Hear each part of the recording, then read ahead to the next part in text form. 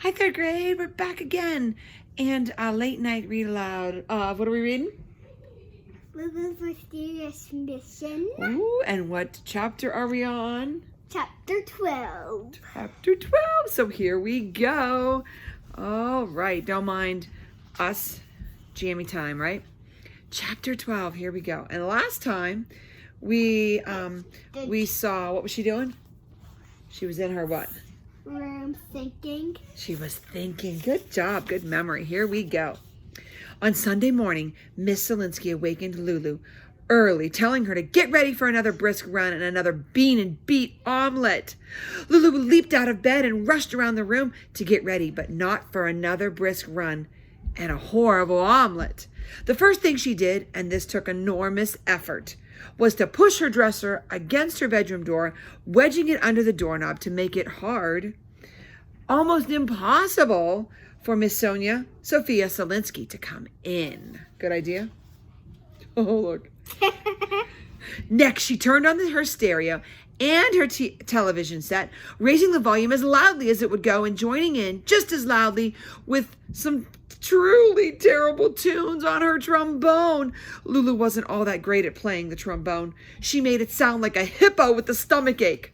Oh, but I'd rather you didn't. Oh, look at her going. Oh, V says, oh. Not very good at it. Tell her that I said so. Let me read that again, friends.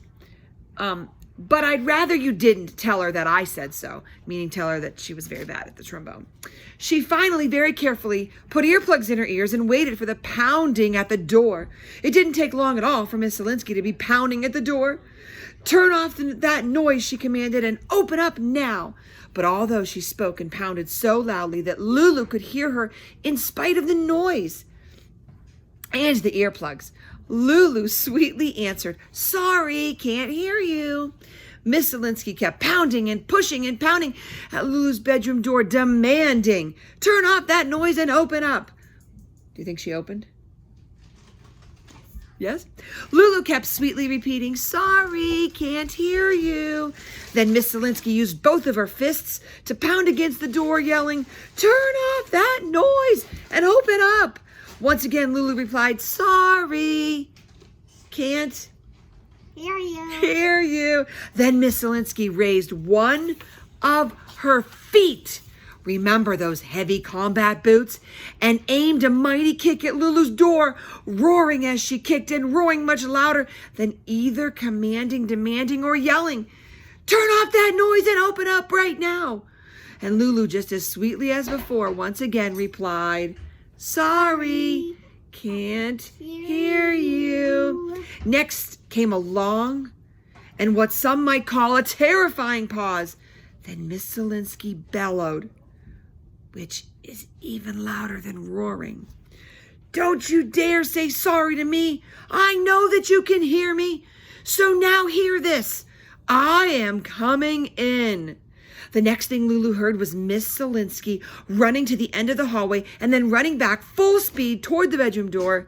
And the next thing Lulu saw was Miss Zielinski crashing through the heavy door and knocking down the dresser, blocking the door.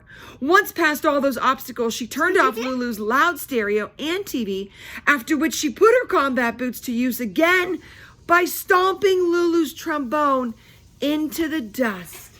So look, there's her foot coming at the door. You see her face over there? So there she is. And then there's the aftermath of her crashing through the door. Oh no. There were broken bits of door and dresser all over Lulu's bedroom. A lampshade was crushed. A chair was minus one arm. The trombone was ruined, of course, and some green gooey glop, which used to be Lulu's science experiment, had dribbled off its jar and now was stinkily splattered on the rug. Lulu studied the mess in her room and smiled a very big, satisfied smile, because strange as it may seem to you, things were going exactly as she had planned. Look at Lulu's face. Look at her bedroom. See the goo, the chair, the lampshade. Oh, look at the trombone, the dresser. Can you see it, V? Can't even see it. The chairs underneath the dresser. Can't even see it. You see it now?